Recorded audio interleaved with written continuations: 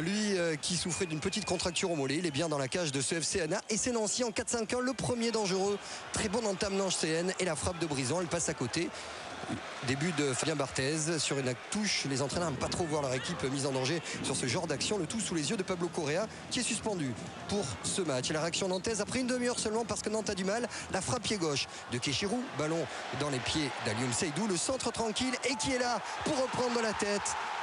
Le buteur nantais, le voilà, Mamadou Diallo, lui qui avait très peu joué sous Georgio et le disait parce qu'aussi il le dit lui-même, il n'était pas prêt physiquement. On apprécie la qualité de centre de Seydou et la tranquillité, le relâchement de la part du Malien qui joue intelligemment. Il oblige Macaluso à reculer et peut-être faire faute et il marque. Grégorini est battu, lui qui prend beaucoup de buts, ça fait 7 déjà en 4 matchs. Mais on vous l'a dit, cette première mi-temps elle est plutôt pour Nancy avec un trident offensif qui fonctionne avec Dia, avec Fortuné ou Brison. Dia pour Fortuné qui est contré la partie de Billard et qui est là pour reprendre. Eh bien c'est Jonathan Brison, l'homme à tout faire du couloir gauche de Nancy qui le plus logiquement du monde ramène l'AS Nancy-Lorraine à la hauteur des Nantais. Bien sûr la déception de la défense nantaise, on le rappelle, c'est la plus faible, celle qui prend le plus de buts en Ligue 1 en tout cas.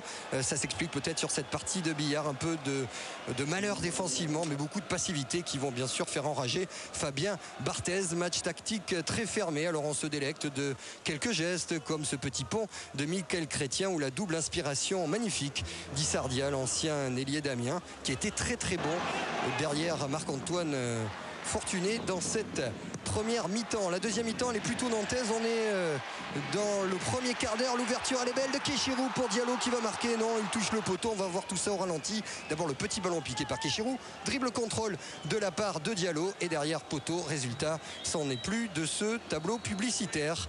La déception du Malien. Nantes qui souffre toujours défensivement même si le ballon est nantais avec Benjamin Gavanon qui récupère une première fois. Il était pied droit, alors il revient pied gauche. Le centre pour la tête d'André Luis Silva et qui est là sur la ligne pour suppléer Fabien Barthez.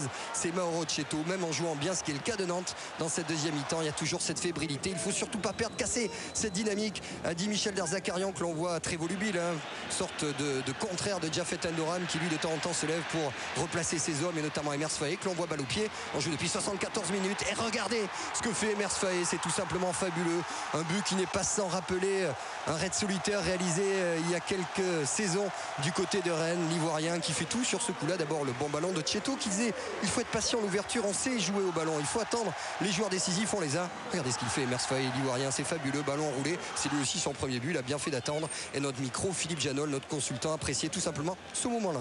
Il s'arrête pour reprendre ses appuis et enrouler et trouver la lucarne de Grégorini qui n'y peut mais. Voilà Nancy mené, Nancy qui ne s'est jamais imposé ici dans ses 22 déplacements du côté de Nantes. 10 minutes à jouer, encore le centre, la remise d'André Luis Silva pour Youssouf Hadji, le regard perdu de Correa qui assistera également à l'expulsion de Michel Derzakarian, mais c'en est fini. Nantes au forceps et au talent s'impose de buts 1, ça fait 8 points sur 12 pour le duel Endoram-Derzakarian. On écoute Michel Derzakarian au micro de Christophe Pignol. Écoutez, depuis qu'on a pris l'équipe, on savait que ça allait être difficile jusqu'au bout. Ça va être difficile jusqu'au bout. Ça fait 2-3 matchs qu'on fait à l'extérieur. On est cohérent. Et ce soir, ils sont vraiment arrachés pour aller chercher cette victoire. Elle est superbe cette bise entre Fabien Barthez ici à droite avec le président Rudy Roussillon et Michel Derzakarian. Le renouveau nantais passe par ces hommes qui sont arrivés à Nantes. Cette victoire